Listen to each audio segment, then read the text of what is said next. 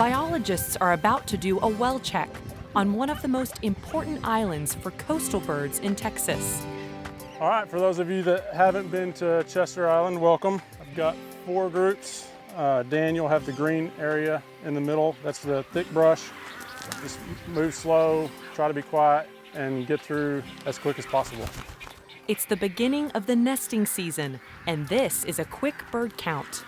A rare chance to get a population estimate on all these coastal birds. 13, 14, 15.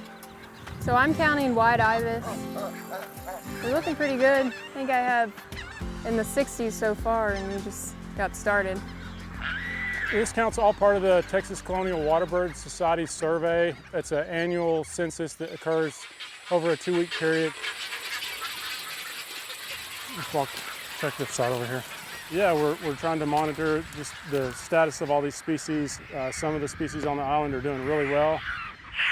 Brown pelicans are probably the highest numbers in here. But along the sandy shore, the team searches for one bird in particular. A bird sometimes seen skimming shorelines and feeding in flight. The Black Skimmer. This unique coastal bird is on a downward trend that has biologists concerned. Their numbers have been in decline over the last probably 40 years. They've gone from 10,000 plus nesting pairs on the coast down to around 3,000 nesting pairs on the coast. It's a species that we're definitely monitoring.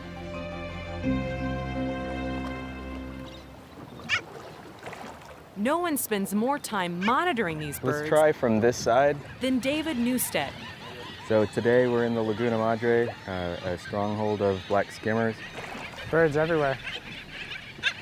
And this is sort of part of a continuing series of studies we've been doing to try to better understand the species itself, the species biology, but also why it's declining. To better understand these skimmers, David and his team need to catch some. He's using a common trapping tool, a noose mat, with hundreds of tiny leg snares. People have been doing this kind of thing for eons. It's kind of a pain, but an effective way of trapping birds. What we're going to do is I'm going to go and place this near a nest.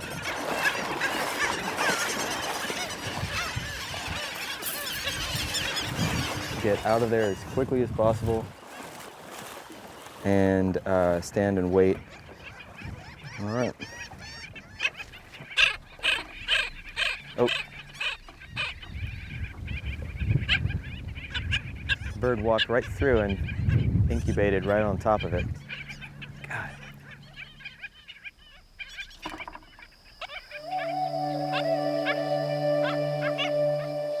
This bird is really, really unique in the way that it flies, in the way that it forages. You'll see that when it's flying along a shoreline, it's actually dragging its lower bill along the edge of the water. As soon as it hits a fish, it quickly snaps shut and consumes the fish. The other thing you'll notice when the bird's feeding along the shoreline is that its wings, instead of flapping just outward, its wings are tucked back, and that's so that it can skim along the surface of the water and not get hit by waves.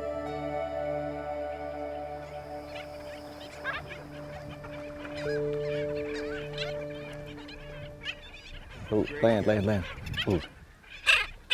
That might be it. That might be him. Oh, there it is. That's the one right there. That's a boy. Ooh. We are going to need to be as minimally present as possible. We're going to go and retrieve the bird as soon as that trap is sprung. Sweet.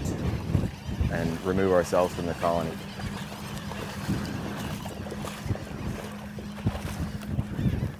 So this is a female that we've captured here. Cody, can you deal with the data sheets? Yeah, I got data. We'll do A99. Once we have the bird in hand, we're going to take measurements of the bird, 106.0 head and bill, and then we're going to be putting on a small tag that is basically communicating with satellites, with GPS satellites, and recording that information. The feather's back in place, the transmitter sort of disappears against the black of the bird's back.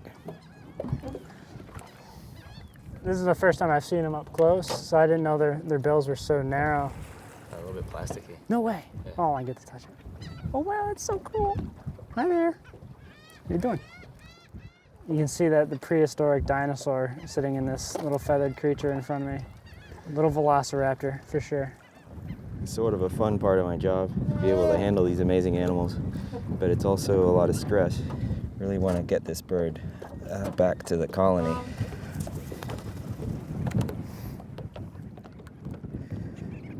Good. So the tags that we're putting on right now are going to provide GPS level accuracy. Be able to see everywhere it's been every 10 minutes since we put the tag on. David now knows exactly what type of habitat they prefer for feeding and nesting. It turns out, with sea level rise and higher tides, those favorite nesting sites are shrinking. There's a limited number of spaces along the Texas coast. In each different bay system, they're getting smaller and smaller over the years. We've seen a lot of these islands in the Laguna just vanish in the past 10 and 20 years. And some of the bigger islands have fishing camps, taking away some prime nesting habitat. It's got 6 cabin leases on it. There's actually 2 islands with 6 cabins. All of these bare areas are just a perfect substrate for skimmers and terns.